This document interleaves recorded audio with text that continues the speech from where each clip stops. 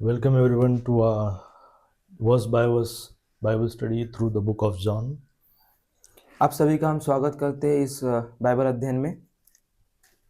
Today we are going to cover chapter 3. आज जो है हम तीसरे अध्याय को देखेंगे। Chapter 3 verse 1 to 21.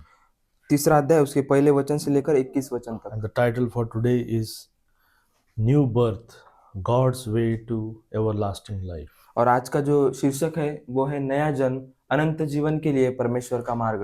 Verse 1 to 21 we have divided into 3 parts. वचन 1 से लेकर 21 तक हमने इसको 3 भागों में अलग अलग किया है। And we will talk about the new birth is a need for every individual. और आज हम देखेंगे कि जो नया जन्म है वो हर किसी की आवश्यकता है, इसके विषय में हम We are देखेंगे। going to understand that new birth is necessary for every individual. हम ये आज इस बात को समझेंगे कि नया जन्म जो है वो हर किसी के लिए आवश्यक बात है। And a new birth is a blessing to everyone. और जो नया जन्म है वो हर एक के लिए एक आशीष की बात है। So with this, we'll start with verse 1. Before that, we'll pray. Heavenly Father, we come before your throne of grace. Thank you for your word, Lord. I pray that these words come alive in our hearts, Lord. Help us, Lord, to verse by verse understand what you have written, Lord. Speak to our hearts. In Jesus' name I pray. Amen. Okay, verse 1 and 2. First, we'll cover. Before going into that, we'll cover chapter 2, verse 25. वचन 1 और 2 जाने के पहले हम वचन दूसरा अध्याय उसके 25वें वचन को देखेंगे। And I will read in English and then Hindi what the Bible says. And needed not that any should testify of man, for he knew what was in man. और उसे आवश्यकता न थी कि मनुष्य के विषय में कोई गवाही दे, क्योंकि वह आप ही जानता था कि मनुष्य के मन में क्या है। Jesus knows what is in man. यीशु मसीह जानता था कि मनुष्य के मन में क्या है। Jesus is God, we have understood throughout these 2 chapters. इन 2 अध्याय से हमने ये देखा कि प्रभु यीशु मसीह परमेश्वर है। He is manifested himself in flesh. और उसने अपने आप को जो है वो देहधारी किया है। And here we see in chapter 3, और यहाँ पर हम तीसरे अध्याय में हम there देखेंगे, comes a Nicodemus. यहाँ पर जो निकोदेमुस आता है। Nicodemus was a Pharisee. और निकोदेमुस जो था वो फरीसी था। Bible says in verse 1, a ruler of Jew. और वचन 1 में बाइबल कहता है कि वो यहूदियों का सरदार था। Right, he was a ruler of a Jew and he came seeking Jesus. और वो यहूदियों का सरदार था और वो यीशु को ढूंढते ढूंढते आया था। We'll read in verse 1. और यहाँ पर वचन 1 में हम पढ़ेंगे। And there was a man of the Pharisee named Nicodemus, a ruler of the Jew. The same came to Jesus by night and said unto him, Rabbi, we know that thou art a teacher come from God. For no man can do these miracles that thou doest, except God be with him. फरीसियों में Nicodemus नाम का एक मनुष्य था जो यहूदियों का सरदार था। उसने रात को यीशु के पास आकर उससे कहा, हे रब्बी, हम जानते हैं कि तू परमेश्वर की ओर से गुरु होकर आया है, क्योंकि कोई इन चिन्हों को जो तू दिखाता है, यदि परमेश्वर उसके साथ न हो तो नहीं दिखा सकता। So the first thing we will cover is new birth needed. पहली बात को हम देखेंगे कि जो नया जन्म है वो जरूरी है। If you see in verse 25, what we understand, Jesus knew what was in man. वचन 25 में हम देखते हैं, यहाँ पर हमें क्या समझता है कि प्रभु यीशु मसीह मनुष्य के मन में क्या है वो जानता है। He knows what is in. He knew what was in Nicodemus. और वो प्रभु यीशु मसीह जानता है कि निकोदेमुस के अंदर मन में क्या है। So when we study the scriptures, we understand what is a Pharisee. जब हम वचनों को पढ़ते हैं तब हम समझते हैं कि फरीसी क्या है। Pharisees are the people who rule over the Jews, who teach the scriptures to the Jews. और जो फरीसी लोग जो है वो यहूदियों के ऊपर वो राज्य करने वाले लोग हैं और यहूदियों लोगों को वचन पढ़ाने वाले लोग They हैं। have authority over the Old Testament, means the scriptures to the और Jews. जो पुराना नियम है उसके ऊपर वो प्रधान थे।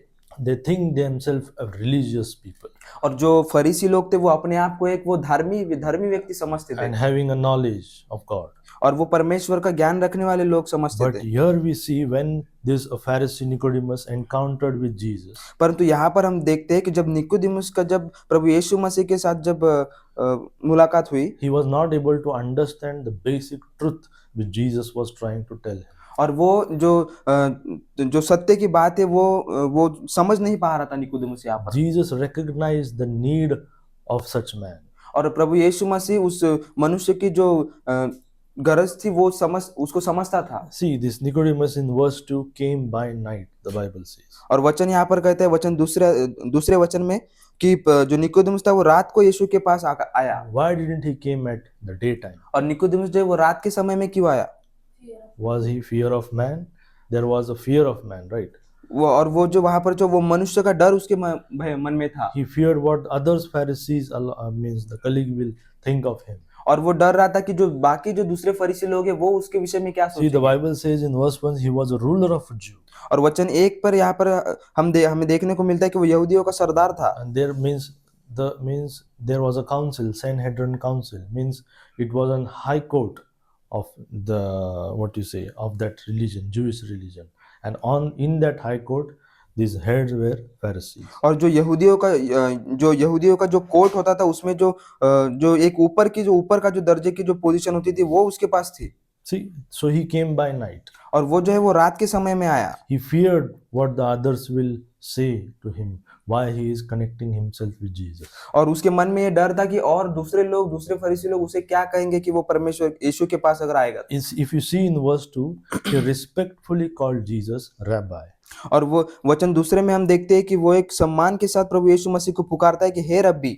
He says that we know that thou art teacher. और वो यहाँ पर कहता है कि हम जानते हैं कि तू परमेश्वर की ओर से He है। didn't say I know that thou art teacher. He was saying we know that thou art teacher. और उसने यहाँ पर नहीं कहा कि मैं जानता हूँ, उसने यहाँ पर कहा कि हम जानते हैं कि तू परमेश्वर की ओर से है। Means there are some other Pharisees also who recognized Jesus. इसका मतलब यहाँ पर यह है कि दूसरे भी जो फरीसी लोग हैं वो प्रभु यीशु मसीह को जानते थे। Verse 2 says, for no man can do these miracles that thou doest except God with him. क्योंकि कोई इन चिन्हों को जो तू दिखाता है यदि परमेश्वर उसके साथ ना हो तो कोई तो नहीं दिखा सकता। He came with an admiration. वो जो है वो एक एडमिरेशन के साथ वहां पर He आया। came with some expectation. और वो जो है कुछ उम्मीद लेकर वहां पर आया। He said that no man can do this miracle.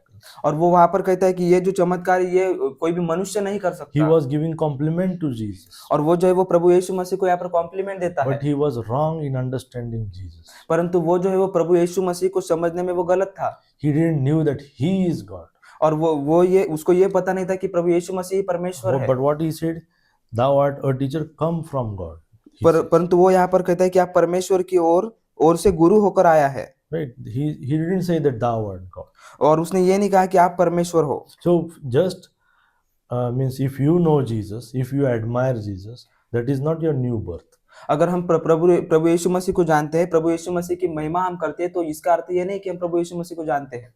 Means new birth. इसका अर्थ ये नहीं है कि आप नए सिरे से जन्मे हो। When you trust him what he did for you as your personal savior, then you get the new birth. जब हम प्रभु यीशु मसीह पर विश्वास करते हैं कि उसने हमारे लिए क्या किया और अब हम उससे जब व्यक्तिगत उद्धारकर्ता के रूप में स्वीकार करते हैं, तब हमारा नए सिरे से जन्म As होता we है। move ahead with this verse by verse, we'll understand that Jesus told him in verse 3, Jesus answered and said unto him, verily, verily, I say unto thee, except a man be born again, he cannot see the kingdom of God.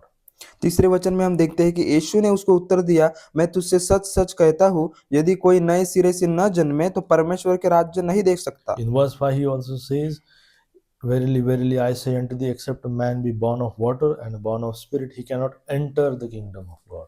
यीशु ने उत्तर दिया, मैं तुझसे सच सच कहता हूँ, जब तक कोई मनुष्य जल और आत्मा से न जन्मे तो वह परमेश्वर के राज्य में प्रवेश नहीं कर सकता। So he is telling here, you cannot see the kingdom of God and you cannot enter the kingdom of God. यहाँ पर हम देखते हैं कि आप परमेश्वर का राज्य देख नहीं सकते और परमेश्वर के राज्य में आप प्रवेश नहीं कर What सकते। is kingdom of God? परमेश्वर का राज्य क्या है? Kingdom of God is spiritual, the Bible says. परमेश्वर का राज्य जो है वो आत्मिक है। A spiritual kingdom. वो जो है वो एक आत्मिक राज्य है।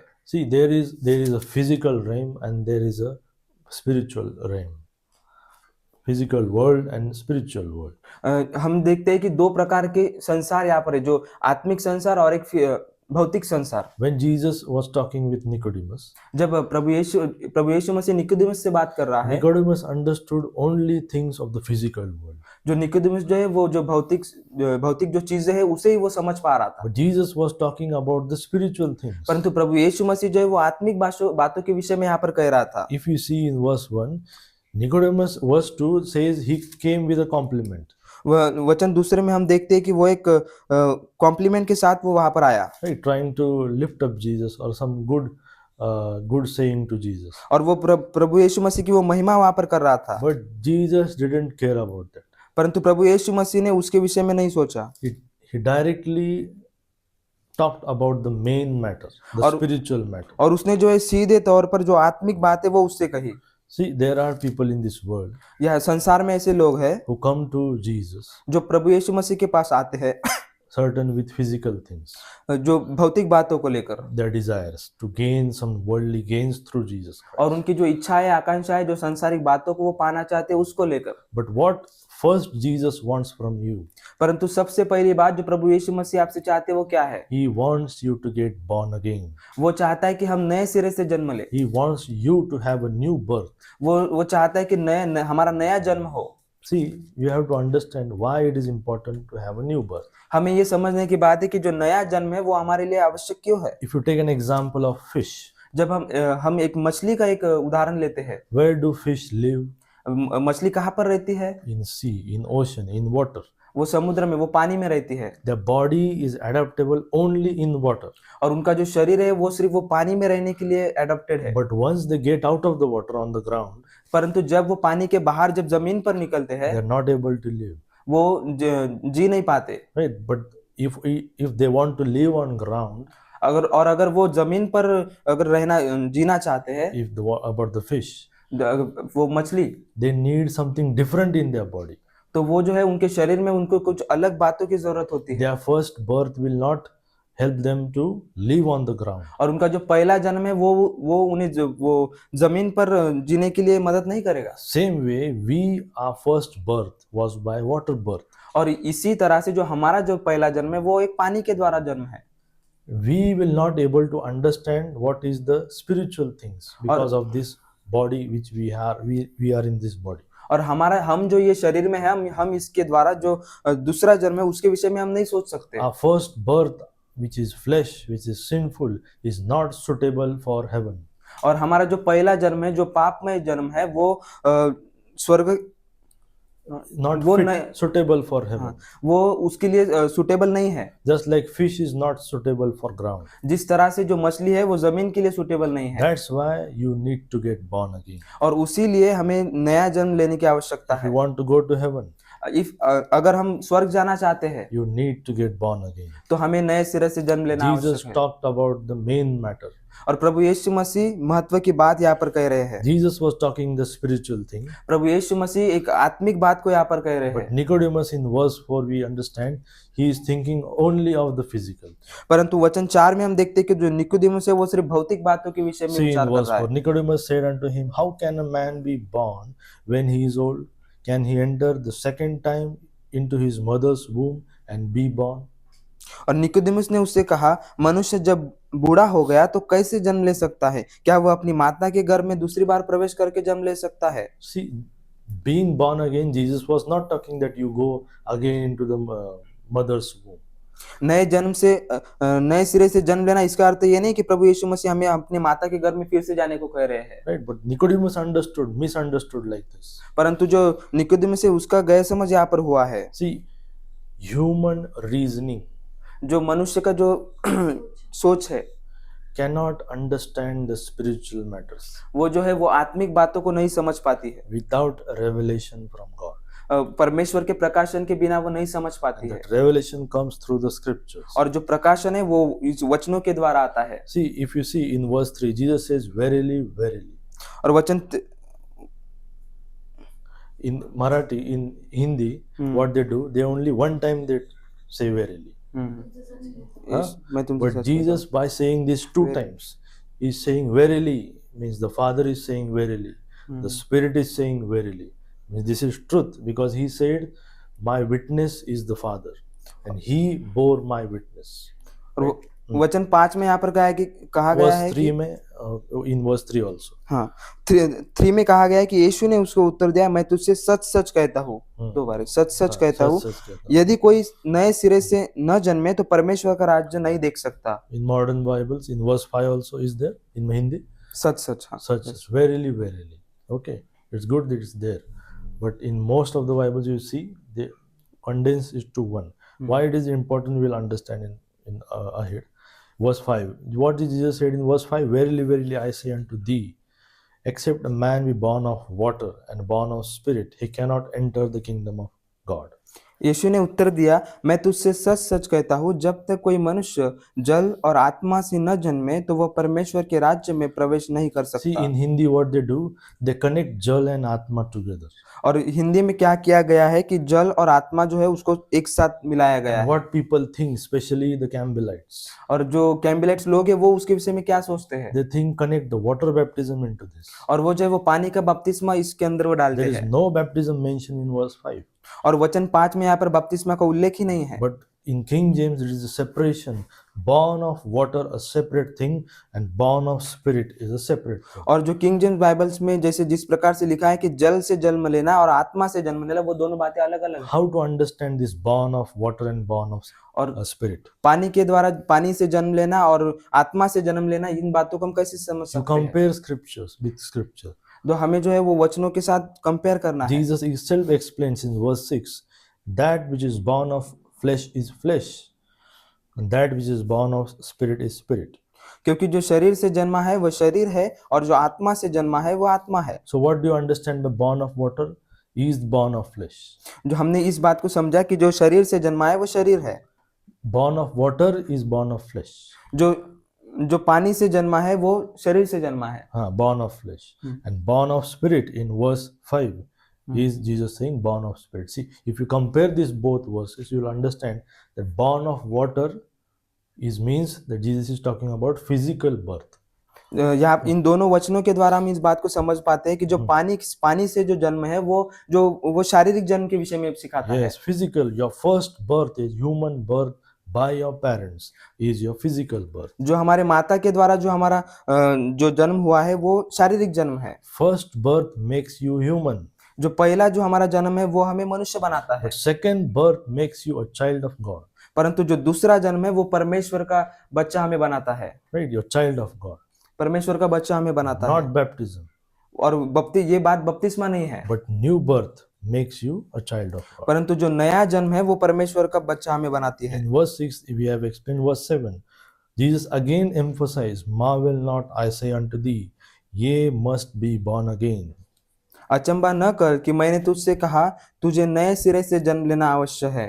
See, again focused in this verse, what he says, marvel not, I say unto thee. Ye must be born again. See, he is directly talking to Nicodemus. But what and say unto thee, but what the new versions have done, they have taken out that ye. Ye, what is ye? Why ye? Means you all. No, not you. You all. Jesus is in one shot, he is talking to everyone. He was talking to Nicodemus. But now you can also use this verse. He is also talking to you, that you all must be born again. But what the other versions do, they just say you, means thinking that Jesus is only talking to Nicodemus. वचन 7 में हिंदी में इस प्रकार से लिखा है कि अचंबा न कर कि मैंने तुझसे कहा कि तुझे नए सिरे से जन्म लेना आवश्यक है। तुझे नहीं, but you all should be there. परंतु प्रभु यीशु मसीह ने यहाँ पर एक उसे ही नहीं किया परंतु सबको कहा है Ye must be born again. कि आप सब Yes. सब लोग नए सिरे से जन्म लेना Yes, आवश्यक है। that is what Jesus is talking about, right?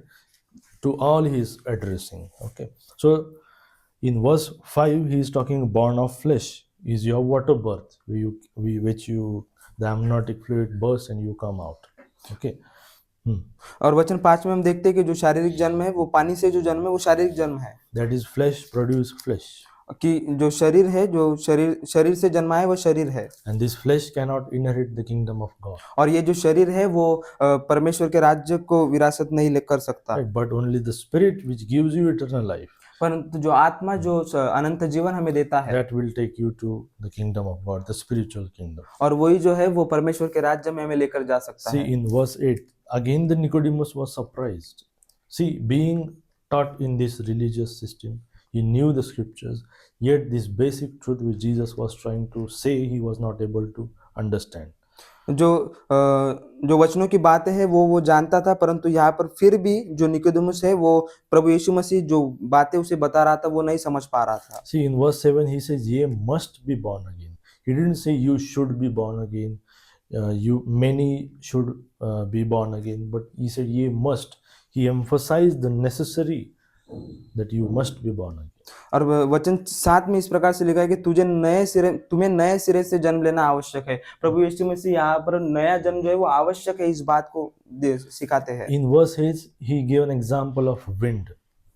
और वचन 8 में हवा के विषय में प्रभु यीशु मसीह बताते हैं। And the wind bloweth where it listeth, and thou hearest the sound thereof, but canst not tell whence it cometh, and whither it goeth. So is every one that is born of the Spirit.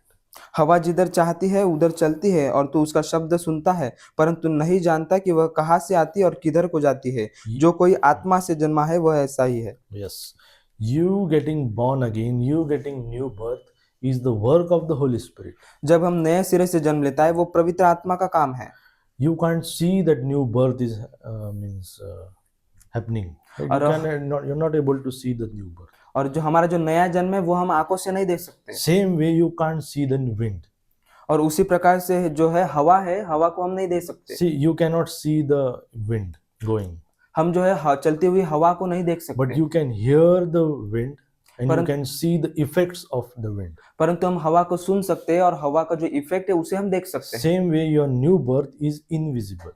उसी प्रकार से जो हमारा नया जन्म है वो आंखों से दिखने वाला नहीं है। Same like wind. उसी प्रकार से जिस प्रकार से हवा नहीं दिखती है। But the wind has its results. परंतु has its effects. परंतु जो हवा है उसका जो है वो इफेक्ट्स होता है। Same way a new birth has its effect, a changed life. और उसी प्रकार से जो नया जन्म है उसके भी इफेक्ट्स होता है, जो जीवन परिवर्तित होता है। New birth is not baptism. और जो नया जन्म है वो बपतिस्मा नहीं है। Baptism is visible. और जो बपतिस्मा है वो आंखों से दिखने वाला है। New birth is spiritual. परंतु जो नया जन्म है वो आत्मिक है। It is unseen. और वो है It is unseen, not able to see. वो पाप में नहीं है। Not unseen. अच्छा, वो दिखने वाला नहीं है। Yes, but it is performed by the Holy Spirit. परंतु वो जो है वो पवित्र आत्मा के द्वारा होता है। See, Jesus explained this.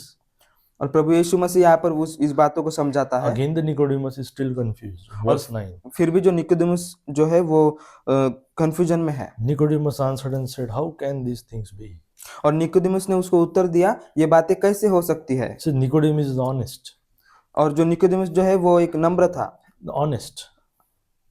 He is honest means he सच्चा. और वो सच्चा था। Means he was not able to understand, but he admitted that I don't understand. पर वो उन बातों को नहीं समझ रहा था, परंतु वो बता रहा था कि वो इन बातों को नहीं समझ पा रहा है। He is honest in that. और वो जो है वो उन बातों में सच्चा था। Right, means he is admitting.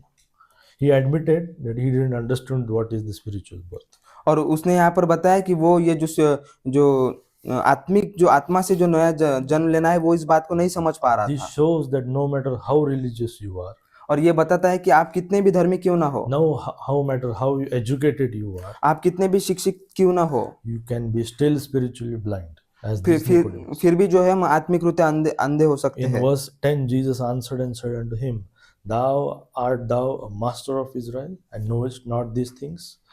और यह सुनकर यीशु ने उससे कहा, तू इजराइलियों का गुरु होकर भी क्या इन बातों को नहीं समझता। Nicodemus was a teacher of scriptures. और जो निकोदेमुस जो है वो वचनों का शिक्षक था। Yet he missed the doctrine of new birth. फिर भी जो नए जन्म के विषय में जो वचन है वो नहीं समझ पा रहा था। In Psalms 51, the Old Testament speaks about this new birth. वचन 51 में हम देखते हैं कि जो पुराना नियम है वो नए जन्म के विषय में सिखाता है। If you see in Psalm 51 भजन संहिता 51 में हम देखते हैं and verse 10, David recognized this truth. 51 verse 10, create in me a clean heart, O God, renew a right spirit within me.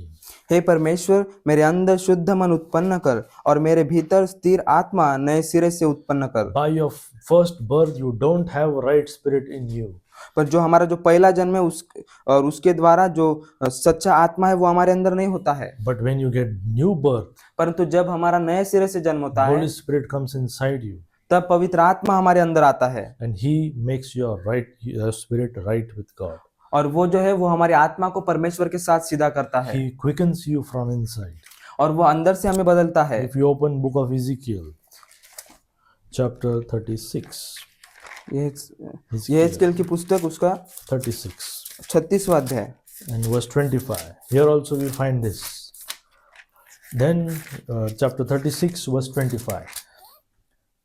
Then will I sprinkle clean water upon you, and ye shall be clean from all your filthiness, and from all your idols will I cleanse you. मैं तुम पर शुद्ध जल छिड़कूंगा और तुम शुद्ध हो जाओगे, और मैं तुमको तुम्हारी सारी अशुद्धता और मूर्तों से शुद्ध करूंगा। Verse 26. A new heart also will I give you, and a new spirit will I put within you, and I will take away the stony heart of your flesh, मैं तुमको and I will give you a heart of flesh. मैं तुमको नया मन दूंगा और तुम्हारे भीतर नई आत्मा उत्पन्न करूंगा, और तुम्हारी देह में से पत्थर का हृदय निकालकर तुमको मांस का हृदय दूंगा। Verse 27. I will put my spirit within you. See, God's spirit within you, and cause you to walk in my statutes, and ye shall keep my judgments and do them. मैं अपना आत्मा तुम्हारे भीतर देकर ऐसा करूंगा कि तुम मेरी विधियों पर चलोगे और मेरे नियमों को मानकर उनके अनुसार करोगे। That's how when you get new birth, और जब हम नया जन्म पाते हैं, the Spirit of God comes inside you, परमेश्वर की आत्मा हमारे अंदर आती है so that you can walk in His ways. कि उसके द्वारा हम परमेश्वर के रास्तों पर चल That's why पाते हैं। Jesus says, "Ye must be born again." और इसीलिए प्रभु यीशु मसीह यहाँ पर कहते हैं कि आप सबों का नए सिरे से जन्म लेना आवश्यक है। But this truth, Nicodemus didn't understand. परंतु ये जो सच्चाई है, ये जो सच की बात है, ये निकोदेमुस को नहीं This समझी है। shows that education will not guarantee revelation. और हम इस बात को समझ नहीं पाते हैं कि जो शिक्षण है वो हमें वचनों का प्रकाशन नहीं दे सकता। Right? But worldly education. जो इस सांसारिक जो शिक्षण है वो वचनों का प्रकाशन नहीं दे सकता। But the study of the scriptures and belief in what He did will give you revelation. जो वचनों का जो अभ्यास है और जो परमेश्वर ने प्रभु यीशु मसीह ने जो किया है उस पर विश्वास रखने के द्वारा ये प्रकाशन मिलता See है। in verse 11. Again He says, "Verily, verily, I say unto thee, we speak that we do know, and testify that we have seen, and ye receive not our witness." मैं तुझसे सच सच कहता हूँ कि हम जो जानते हैं वह कहते हैं, और जिसे हमने देखा है उसकी गवाही देते हैं, और तुम हमारी गवाही ग्रहण नहीं कर सकते। In verse 11, who are that we? हम कौन है? और यहाँ पर हम कौन है? Trinity. Jesus is saying that we speak that we do know. Right? He says the Father bear witness in John, in verse chapter. We'll see in ahead chapter 5 and chapter in other chapters that he's saying that Spirit bear witness of me. The Father is bearing witness of me. Okay? And these are, so he says we speak that we do know. हाँ. कि मैं तुझसे सच सच कहता हूँ कि हम जो जानते हैं वह कहते हैं, और जिसे हमने देखा है उसकी गवाही देते हैं। The three divine witness, the Father, the Son, and the Holy Spirit. और यहाँ पर त्रिएकता के विषय में हम देखने को मिलता है कि परमेश्वर, पुत्र और पवित्र आत्मा। So when Jesus was speaking, और जब प्रभु यीशु मसीह बात करते हैं, the Trinity is speaking. जो वो त्रिएकता वो बात करती है। That's why he always says verily, verily, to confirm, to as a witness. और इसीलिए प्रभु यीशु मसीह यहाँ पर कहते हैं कि मैं तुझसे सच सच कहता हूँ, सच सच कहता हूँ। Yet he says, "Ye receive not our witness." और वो यहाँ पर कहता है कि Ye receive, verse 11. तुम हमारी गवाही ग्रहण नहीं करते। Means the religious leaders refuse the testimony. वो जो धार्मिक जो प्रधान थे वो गवाहियों को ग्रहण नहीं करते थे। Again, Jesus explains in verse 12, "If I have told you earthly things, ye believe not. How shall ye, if I told you heavenly things?" जब मैंने तुमसे पृथ्वी की बातें कही और तुम विश्वास नहीं करते, तो यदि मैं तुमसे स्वर्ग की बातें कहूँ तो फिर कैसे विश्वास करोगे? Right? Earthly things, what is Jesus talking about? जो पृथ्वी की बातें किसके विषय में प्रभु यीशु बात कर Earthly रहे things हैं? are the natural birth, your first birth. और जो पृथ्वी की जो बातें हैं वो हमारा पहला जन्म है। The birth and the wind, which illustration which he gave. और यहाँ पर जो हवा का जो उदाहरण प्रभु यीशु मसीह ने दिया है वो। What are the heavenly things? और जो स्वर्गीय बातें हैं वो क्या है? He will explain in verse 13.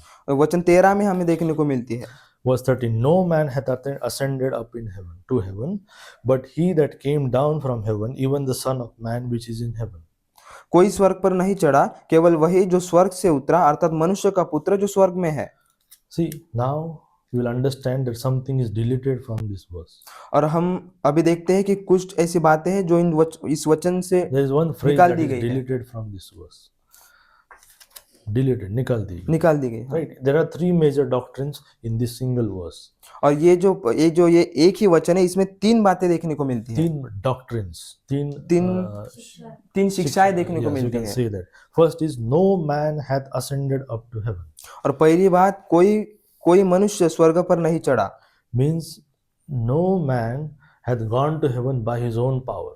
कोई भी ऐसा मनुष्य नहीं जो अपनी सामर्थ्य के द्वारा स्वर्ग पर चढ़ा। You say that Elijah is gone and Enoch is gone, हम कहते हैं कि इलाइजा और इनोक जो है वो गए हैं, but they were taken up from earth. परंतु वो जो है वो पृथ्वी से उठाए गए हैं, They were not ascended by their own power to heaven. वो अपनी सामर्थ्य के द्वारा स्वर्ग पर नहीं चढ़े हैं। The only man, Jesus, सिर्फ एकमात्र मनुष्य जो प्रभु यीशु मसीह है, he by his own power ascended up to heaven. वो अपनी खुद की सामर्थ्य के द्वारा स्वर्ग पर चढ़े हैं। Then in that same verse, first thing we saw, no man hath ascended up to heaven, but he that came down from heaven. केवल वही जो स्वर्ग से उतरा।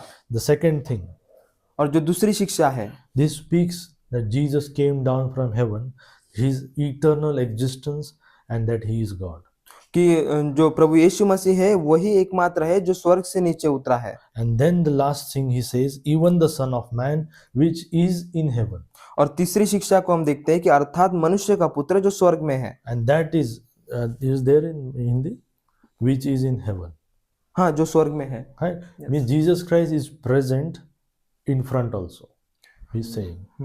Means the omnipresence of God is talking about. जो प्रभु यीशु मसीह है, जो परमेश्वर है, उसका सर्वव्यापकता के विषय में यहाँ पर हमने Right देखने in को front मिलता of Nicodemus, Jesus is standing. है। निकोदेमुस के सामने प्रभु यीशु मसीह खड़ा है, But he's saying, the Son of Man is in heaven. और यहाँ पर कहा गया है कि मनुष्य का पुत्र जो स्वर्ग में भी है। Yes, gods can be at one place.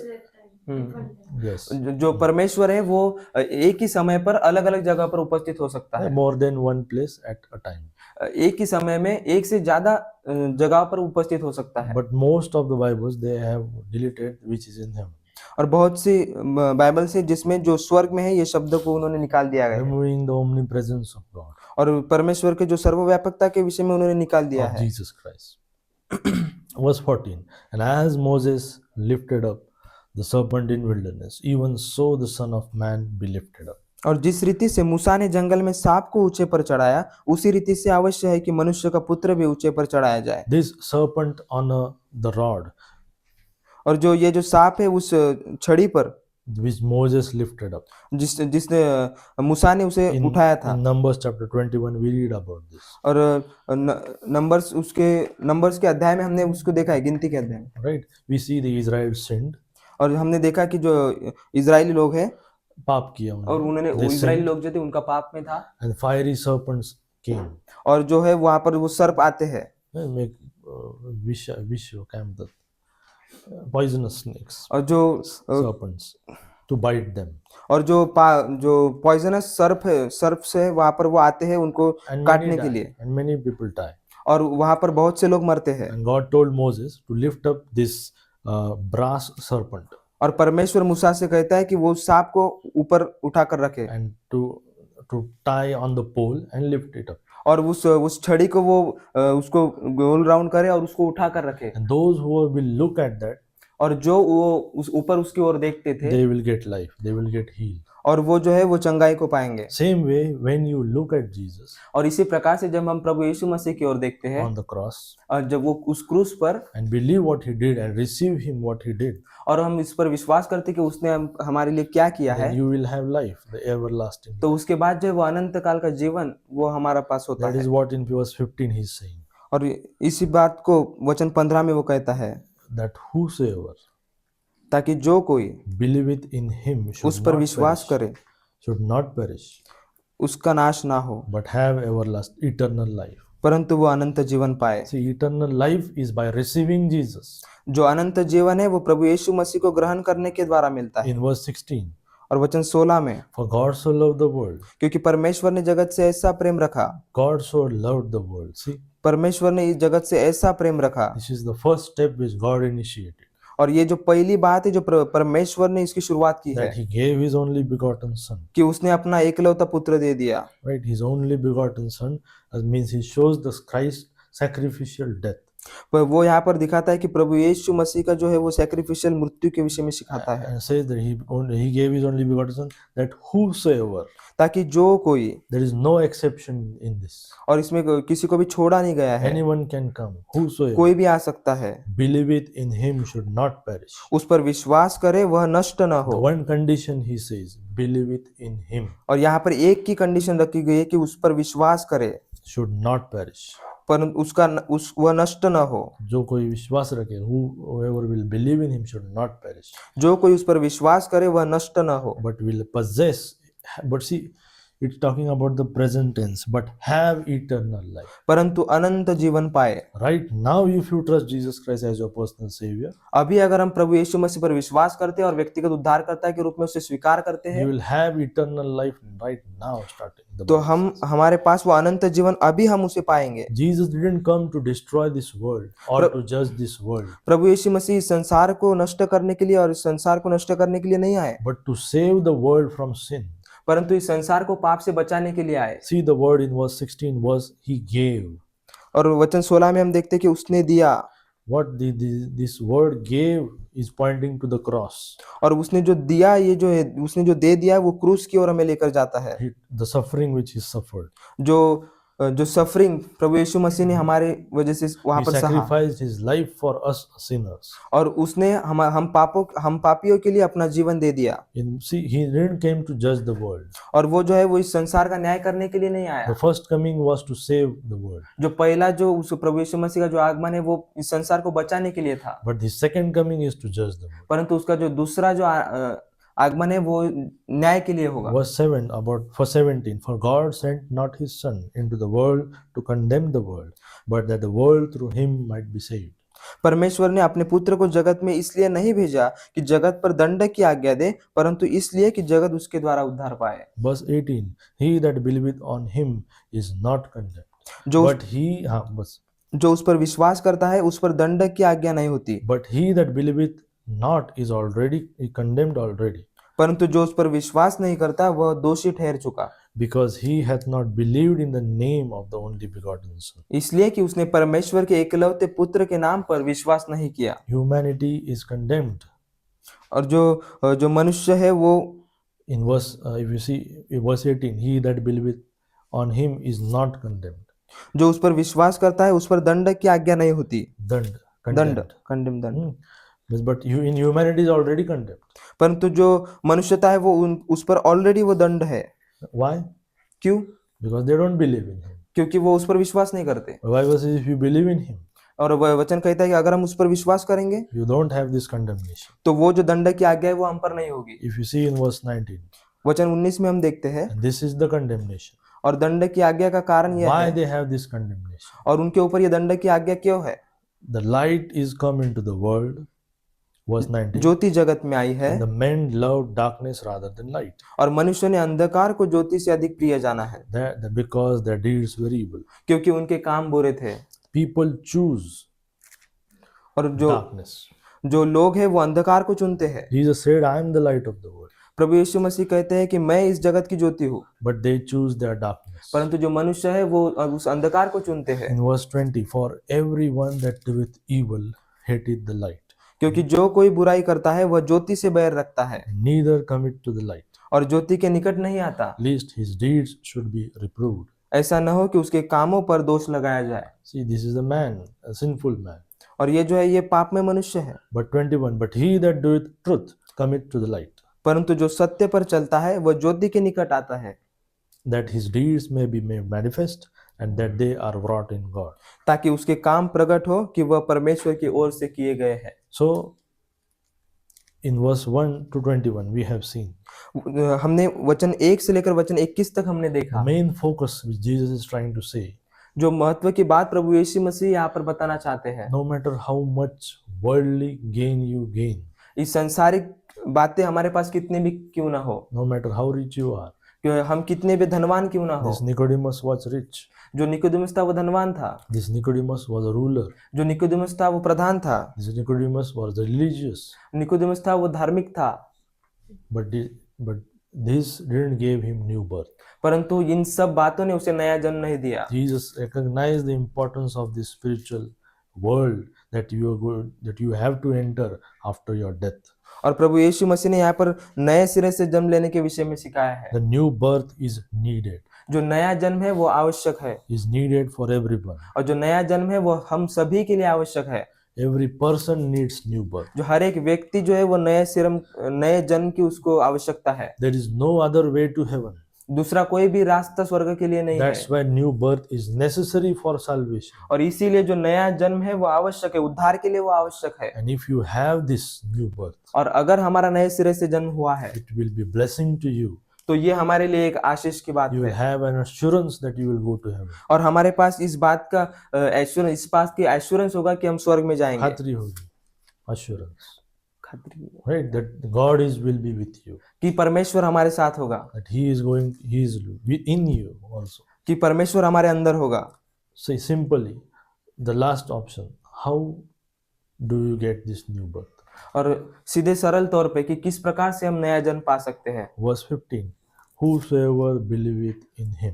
वचन 15 में कि जो कोई उस पर विश्वास करे। You don't have to be educated in all these things. और इन सब बातों के लिए हमें शिक्षण आवश्यक नहीं है। You need just to believe that what Jesus died on the cross for your sins, that He was buried and He rose again from the third day. हमें सिर्फ एक बात की आवश्यकता है कि हम विश्वास करें कि प्रभु यीशु मसीह मेरे पापों के लिए उस क्रूस पर मारा गया, वो गाड़ा गया और वो जीवित हुआ। Once you believe that, और एक बार जब हम उस पर विश्वास करते हैं, at that moment, the new birth occurs. और उसी समय में हमारा नया जन्म होता है। Bible says you are seated in heavenly places और in वो- Christ Jesus. और वचन कहता है कि प्रभु यीशु मसीह के साथ में स्वर्गीय स्थानों में आप बैठे हुए हो, Your standing changes, और means your position changes. आपकी जो पोजीशन है अभी की वो बदल जाती है। You have three things in you. और तीन बातें हमारे अंदर होती है। No, you are made up of three things. हम जो है वो तीन बातों You के have- द्वारा बने हैं। You have a body, हमारे पास शरीर है, you have a soul, हमारे पास वो जीव है, you have a spirit. और हमारे पास वो आत्मा है। But when you are born in the image of Adam, परंतु जब हम आदम के इसमें हम तैयार हुए हैं, right? बने You are dead in your sins. तो हम हमारे पाप में मर चुके हैं। Your body is dead. हमारा जो शरीर है वो मृत है। Your soul and spirit are not alive. हमारा जो जीव और आत्मा है वो मृत है। But when you trust Jesus Christ, you believe what He did for you. परंतु जब हम प्रभु यीशु मसीह पर विश्वास करते कि उसने हमारे लिए क्या किया है, With a repentance, recognizing that you are a sinner. जब हम उस बात को पश्चाताप करते हैं और हम इस बात को जानते हैं कि मैं एक पापी हूँ, And He took our substitute. He was our substitute. और उसने हमारे पापों को ले लिया है। If you open last thing, Galatians गलातियों की पुस्तक and verse, 1 minute. Is the reference Galatians chapter 3. गलातियों की पुस्तक उसका 3रा अध्याय। See, Jesus not only took all our sins on Him, प्रभु यीशु मसीह ने सिर्फ हमारे पापों को अपने ऊपर नहीं लिया, but He became sin for us. His entire body was everything means if you compare Galatians chapter 3, you will understand. And verse 13. मसीह ने जो हमारे लिए शापित बना हमें मोल लेकर व्यवस्था के शाप से छुड़ाया, क्योंकि लिखा है जो कोई काट पर लटकाया जाता है वह शापित है। What being made a curse for us? मसीह हमारे लिए शापित बना। The Christ hath redeemed us from the curse of the law, being made a curse for us, for it is written, curse is everyone that hangeth on a tree. मसीह ने जो हमारे लिए शापित बना हमें मोल लेकर व्यवस्था के शाप से छुड़ाया, क्योंकि लिखा है जो कोई काट पर लटकाया जाता है वह शापित है। If you compare this verse with 2 Corinthians chapter 5 verse 24. दूसरा कोरिन्थियों Chapter, I think so, 1 Corinthians. दूसरा कोरिन्थियों पहला अध्याय 1 Corinthians chapter 5. Sorry.